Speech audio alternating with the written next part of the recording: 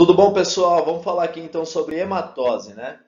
Hematose entre os vertebrados. E o que é hematose? Hematose seria a troca de gases que acontece aí, né? Então seria a respiração pulmonar nos vertebrados superiores, né? A respiração branquial. E eu vou falar também da respiração cutânea entre os anfíbios.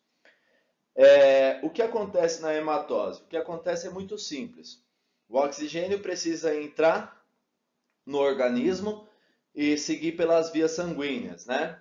Então ele vai entrar, o oxigênio, e vai para o sangue. E o gás carbônico presente no sangue, que é um composto que em certa concentração é tóxico para o sangue, ele necessita sair, né? Ele precisa sair e voltar para a atmosfera. Então isso é a hematose. O oxigênio entra, o gás carbônico sai, de forma simples, tá? Então o que vai ocorrer aí é uma difusão.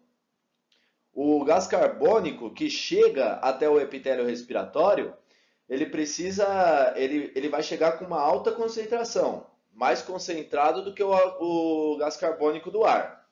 E o oxigênio que chega na via respiratória de fato aí no caso, ele chega com uma alta concentração. O oxigênio que chega, ele chega mais concentrado que o oxigênio que está dentro do sangue, né? Então vamos lá. Hematose pulmonar, branquial e cutânea.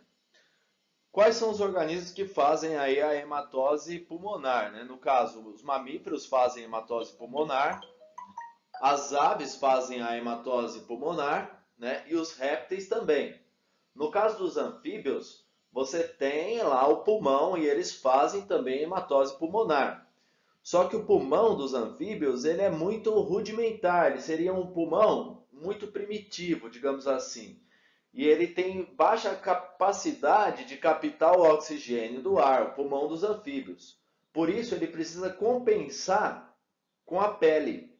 Então os anfíbios, além de fazer a respiração pulmonar, eles também fazem a respiração cutânea, que é o caso que a gente vai falar aqui nessa videoaula, né? Já os peixes, eles precisam captar o oxigênio da água, né? Então, o oxigênio do ar, ele se difunde, os gases se difundem na água. Então, na água temos oxigênio. E os peixes, eles possuem uma outra estrutura, um outro órgão para captar esse oxigênio da água, que é as brânquias. O oxigênio da água, então, vai se difundir para o sangue dos peixes através das brânquias. No caso dos mamíferos, o oxigênio se difunde da atmosfera para o sangue através do pulmão. E nos anfíbios, quando eles fazem a respiração cutânea, o oxigênio se difunde através da pele, tá? Então, como é que tem que ser esse órgão que vai facilitar a hematose, esse órgão que vai facilitar a difusão de gases, né? O órgão que vai facilitar a difusão de gases, a superfície respiratória, ela precisa ser úmida, porque a umidade favorece a difusão.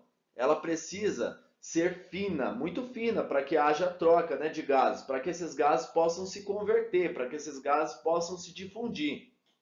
E ela precisa ser vascularizada, ela precisa ter muitos vasos sanguíneos, porque é dos vasos sanguíneos que o gás carbônico sai para a atmosfera e é para os gases sanguíneos que o oxigênio precisa entrar no organismo. Então, o epitélio respiratório ele precisa ser fino, úmido e vascularizado. Ok, então aqui a gente tem a imagem de um pulmão, né? E aqui nesse pulmão a gente pode observar do canto esquerdo, né, os brônquios e os alvéolos, certo? Do lado direito a gente vê um alvéolo aumentado, com o capilar sanguíneo passando paralelo a esse alvéolo, né, passando rente ao alvéolo. O que acontece aqui é que esse sangue representado pela cor azul, ele veio dos sistemas, tá? Então ele está rico em gás carbônico. Vamos pensar, por que o sangue que vem dos sistemas ele está rico em gás carbônico? Porque se a gente pensar, o pulmão, ele capta o oxigênio. O oxigênio então vai para o coração e o coração manda esse oxigênio, né, esse sangue oxigenado para os sistemas. Para que o oxigênio entre nas células e passe pelo processo de respiração celular. Na respiração celular, esse oxigênio é utilizado e a célula então vai liberar o gás carbônico. Então, olha só, o oxigênio foi utilizado, quase todo o oxigênio presente no sangue foi utilizado.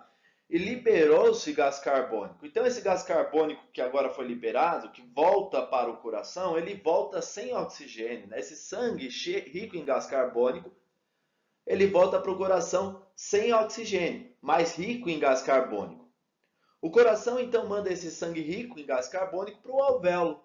E ele chega aqui, ó, um sangue com grande quantidade de gás carbônico, né? Esse sangue com grande quantidade de gás carbônico, ele na realidade tem uma quantidade de gás carbônico maior do que a quantidade de gás carbônico que tem no alvéolo. Está aqui representado por um X, né? Para que vocês possam entender direitinho. O gás carbônico presente nos capilares sanguíneos que chegam até o alvéolo tem maior concentração do que o gás carbônico de dentro do alvéolo. Então o gás carbônico vai se difundir para o lado menos concentrado. Há uma difusão simples, sem gasto de energia. O gás carbônico apenas se difunde. Só que, pensando nisso então, no alvéolo eu tenho maior concentração de oxigênio do que dentro dos capilares. Então, o oxigênio do alvéolo ele vai se difundir para os capilares simples por diferencial de concentração. Então, aqui no capilar, o que ocorre é uma coisa muito simples. O gás carbônico vai para o alvéolo por diferencial de concentração e o oxigênio vai para o capilar por diferencial de concentração. Para isso, o capilar sanguíneo precisa ser fino, úmido e vascularizado, né? O alvéolo pulmonar, então o pulmão no caso, ele tem mecanismos para umedecer esse alvéolo e garantir essas trocas gasosas, né? O pulmão, então, ele perde um pouco de água durante o processo de respiração, mas ele perde pouca água, porque o pulmão é um órgão interno que fica dentro de uma cavidade, né? Então, essa é a respiração pulmonar. Se a gente pensar na respiração pulmonar, ela está presente nos anfíbios, só que ela é muito rudimentar. Ela está presente nos répteis e ela está presente aí nos mamíferos e nas aves, de uma forma mais eficiente. Por que mais eficiente nos mamíferos e nas aves? Porque o pulmão dos mamíferos e das aves, eles têm muitos compartimentos, o que aumenta a área de absorção. No caso, o pulmão dos mamíferos e das aves tem compartimentos que aumentam a área de absorção, enquanto que o pulmão dos anfíbios tem pouquíssimos compartimentos. Ele é chamado de pulmão saculiforme. O pulmão dos répteis já é mais eficiente, mas não é tão eficiente como o pulmão dos mamíferos e das aves. Tá? Falando agora da respiração branquial. A respiração branquial ela acontece da água, né? Então a água ela é um meio diferente do ar. O que acontece? Qual é a diferença da água para o ar? Por que o peixe tem branca e por que o peixe não consegue respirar da mesma forma que o mamífero? Porque na água você tem uma menor quantidade de oxigênio do que no ar. Para que o peixe então possa respirar dentro da água, o epitélio respiratório dele, ele tem que ter uma maior área de absorção. Então as brânquias, ela tem maior área de absorção do que os pulmões. Ela é mais compartimentada, né? Então, o que acontece seria simples, de uma forma simples, as brânquias possuem maior área de absorção do que os pulmões. E como as brânquias elas estão dentro da água, ela não precisa de mecanismo para umedecer e eles não precisam se preocupar com a perca de água, tá? Então, o que acontece aqui é o seguinte, o oxigênio presente na água está em maior concentração do que o oxigênio presente nos vasos sanguíneos dos peixes. Então a água entra pela boca, né? Passa pelas brânquias. Nas brânquias o oxigênio se difunde para o sangue e o gás carbônico se difunde para a água. E a água segue o caminho saindo pela abertura da brânquia, que pode ser nos peixes ósseos o opérculo e que pode ser nos peixes cartilaginosos as fendas branquiais. Ok? Então assim, tá aqui o esquema, né? Essa seta aqui é o fluxo de água, né? Representa o fluxo de água, que é unidirecional, entra pela boca e sai por uma cavidade branquial. E essa outra seta representa o fluxo de sangue pelos capilares sanguíneos que passam pelas brânquias. O sangue vai para um lado, a água vai para o outro. Enquanto vai trocando então-se gases, né?